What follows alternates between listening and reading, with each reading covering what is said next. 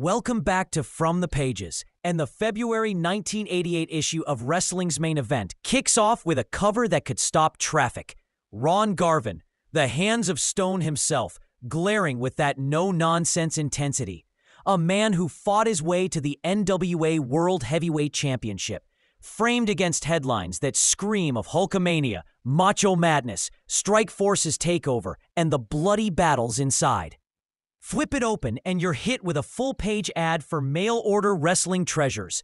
Glossy 8x10s, bumper stickers, and t-shirts. The kind of merchandise that made every fan feel like part of the action. The editor's corner wastes no time laying out the issue's mission. The year ahead promises epic collisions, shocking betrayals, and personal triumphs. And this magazine intends to chronicle it all in living color.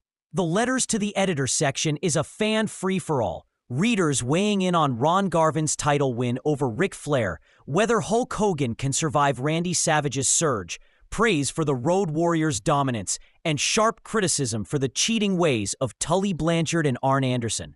Between the letters, the ads keep the energy high. Order forms for WWF and NWA licensed merchandise, VHS tapes promising the best of the bloodiest brawls, and even a chance to join official fan clubs for personal newsletters from your heroes. The Heart Punch column delivers short, stinging shots at current wrestling events, quick takes on title chases, injuries, and booking surprises, before a splashy Lex Luger pinup spreads across the center, showing the total package at his physical peak, his arms flexed, hair perfect, a visual reminder of why his rise was turning heads in both the NWA and WWF. By page 10, the pace is already set. This is a magazine that's going to take you from the polished glamour of posed portraits to the gritty truth of the blood-soaked ring, all while trying to sell you something at every turn. The Roundup section barrels in first, a territory-spanning blast of results and news, title changes in smoke-filled arenas, grudge matches boiling over into post-bout brawls, and the slow build towards supercards that promise to shift the balance of power. It's a carousel of names from the WWF, NWA, and AWA, each with a quick hit of their latest exploits. Then comes a jolt of pop culture nostalgia with the video review department, a ringside critic's look at recent wrestling tapes, rating their production, match quality, and rewatch value, guiding fans toward must-have bouts and warning them away from cash-grab compilations. In between, the ads punch just as hard as the features. Full-page spreads for official wrestling photo albums, stuffed with candid shots of superstars. Best of VHS series boasting blood, barbed wire, and no-holds-barred action. Plus, mail-order deals for satin jackets embroidered with the logos of your favorite promotions. It's in these pages you can feel the pulse of the late 80s fan experience, the instant urge to clip an order form, slap a money order inside, and wait impatiently for the mailman to deliver your piece of the squared circle. The editorial pacing is relentless. Quick news bursts, a dash of product push, then right back into the narrative build. The opening salvo of the features belongs to Strikeforce Takes Over by Ed Powers, a full-on celebration of Tito Santana and Rick Martel's rise to the top of the WWF Tag Team Mountain. The feature gushes over their chemistry, Martel's explosive speed and Santana's ring generalship, contrasting their clean, athletic style against the rule-breaking tandem of the Hart Foundation they dethroned. Quotes from both men beam with pride over representing the fans and the company with honor, promising their reign will be about excitement, fair play, and proving they can beat any team on any given night. The Wrestler of the Month spotlight follows, and it's none other than Ron Garvin, newly crowned NWA World Heavyweight Champion. Steve Pfeffer's write-up hits like a sledgehammer, recounting Garvin's long road to gold.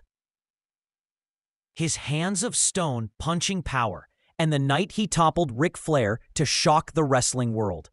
The piece paints Garvin not as a flashy star, but as a no-nonsense workhorse, a man whose reign will be built on toughness and endurance.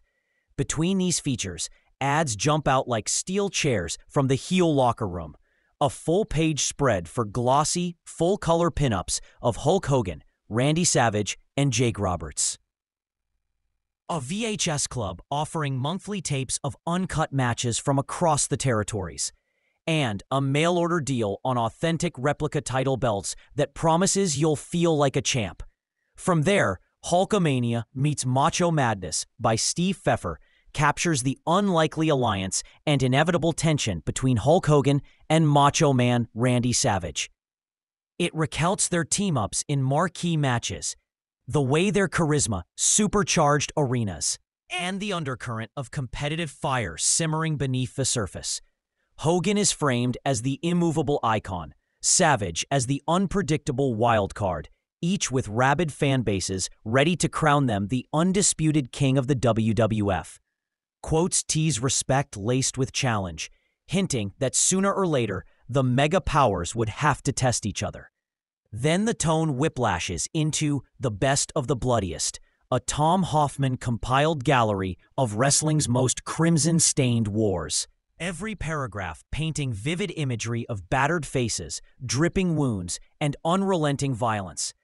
As we close this block, Quentin S. Freeman begins to peel back the curtain on Is superstar Billy Graham fighting a losing battle? Exploring the injuries, surgeries, and stubborn willpower of a man refusing to fade quietly. That Billy Graham profile unfolds in full force next, a portrait of a star who won't go gentle into retirement, even as his body bears the cost of decades in the business. Immediately following, Jim Aronson's Tully and Arn are the new tag team champions. This is the Road Warriors' last chance at greatness, drops the reader into a tag team Cold War. Hawk and Animal's brute force meets the Horsemen's technical mastery and ring smarts, with the stakes framed as legacy-defining. Into the spotlight, Paul Roma and Jim Powers kicks off here as well, setting the young stallions up as fresh, likable faces for WWF fans.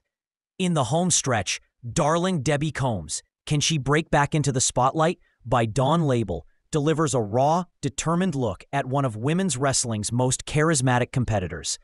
Paul Roma and Jim Powers' profile continues before Joel Eisenberg returns with exclusive interview with Dr. D. David Schultz, Stepping in the Ring, Part 3. Schultz dishing blunt truths about promoters, locker room culture, and the business's changing face. His Ask Dr. D column follows, delivering sharp-tongued, half-helpful, half-hilarious replies to fan letters. Then comes the return of Hacksaw Jim Duggan, chronicling his comeback, his 2x4 still in hand, and his vow to chase gold. The match of the month, Ron Garvin versus Ric Flair, closes this section with vivid photos and blow-by-blow memories of their NWA World Title War.